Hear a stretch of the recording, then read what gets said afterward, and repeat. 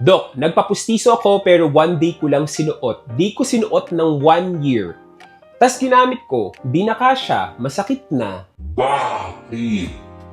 Actually, hindi po yung pustiso yung nagka-problema. Pero, discuss ko lang bakit maraming patients ang after masuotan ng pustiso, like sa example ni ma'am na one day lang, hindi niya suot yung pustiso niya. Well, definitely, there's a possibility na una, first time denture wearer, bagong pustiso, hindi sanay, para kang may bubble gum sa bibig na suot-suot mo all throughout the day. And that's normal. Maglalaway, normal yan.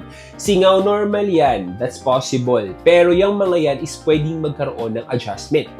Kung sa pagsasalita, kailangan matuto kang magsalita na may suot na pustiso because it's a different environment for your oral cavity, especially sa inyong mga dila. Nagbabago kasi yung placement niyan, kaya minsan nahihirapan kayo magsalita. We can make some adjustments as dentist, pero kailangan talagang makapag-adjust din si patients dun sa kanyang bagong pustiso. Pero mga ibang patient ayaw mag-adjust. That's why yung iba, hindi na sinusot yung pustiso nila. Second, yung mga singaw or yung mga discomfort, tumutusok, masakit, mabigat, mahapde. Usually po, after na maisuot ninyo yung mga pustiso ninyo, pwede nyo po yan sa amin ipabalik para po makapag-create tayo ng necessary adjustments like babawasan yung mga tumutusok, pero madalas hindi na pwedeng palitan. Kasi meron nga po tayo tinatawag na trial para po makita ninyo yung itsura, yung fit. Then, if may mga minor adjustments na kailangan gawin, yun na lang yung pwede natin i-adjust sa inyong nagawang pustiso. Okay? Then, bakit, Dok, nung sinuot ko after a year yung pustiso ko, hindi na siya kasya? Masakit na. Nagbago ba yung fit ng pustiso? Lumuwag ba siya, Dok? Sumikip ba siya, Dok? Nag-shrink ba siya, Dok? Actually, kung magkakaroon man ng konting movement sa ating mga pustiso, sobrang minor lang na hindi na siya mag-fit. Actually, ang nagkaroon ng problem or nagkaroon ng changes is yung ating bibig, yung ating mga ngipin, yung gums at saka yung bones po natin.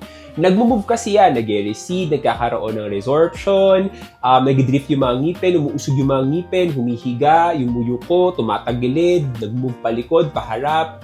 Kasi po, continuously nag-move yung ating mga ngipin, especially pag meron mga spaces or bungi na kailangan nilang usugan or pwede nilang puntahan. That's why it's very important po na pag may pustiso tayo, isuot po natin sila para ma-avoid po natin na hindi na ito mag-fit at magbago. Pero Doc, ba't ganon? Yung pustiso ko, suot-suot ko naman siya everyday. Hindi ko na nga tinatanggal, pero bakit lumuluwag siya? Yung pustiso po ba yung lumuwag? Actually, hindi din po. Ang lumuwag po is yung buto na nag-hold sa ating pustiso. Yung ating buto nga po, nabanggit ko kanina, it's continuously na nagkakaroon ng changes. Nag-resorb, bumababa, especially pag laging suot yung pustiso, naiipit yung gilagid, naiipit yung buto, naitulak yung buto, mas bilis, bumababa. That's why ina-advise natin sa mga patients natin na after 5-10 years, so palitan na yung pustiso kasi hindi na po ito nag-fit. Minsan nagkakaroon na po ito ng discomfort, sore, or pamumula sa ating gilagid na hindi na po healthy, na pwede magresulta ng gingivitis, gum problem, at iba pa. Okay? So, if meron kayong concern or bago yung pustiso ninyo at may concerns po kayo, better contact your dentist para po makapag-create ng necessary adjustments or minor adjustments sa pustiso ninyo para maisuot nyo po ito ulit. Okay?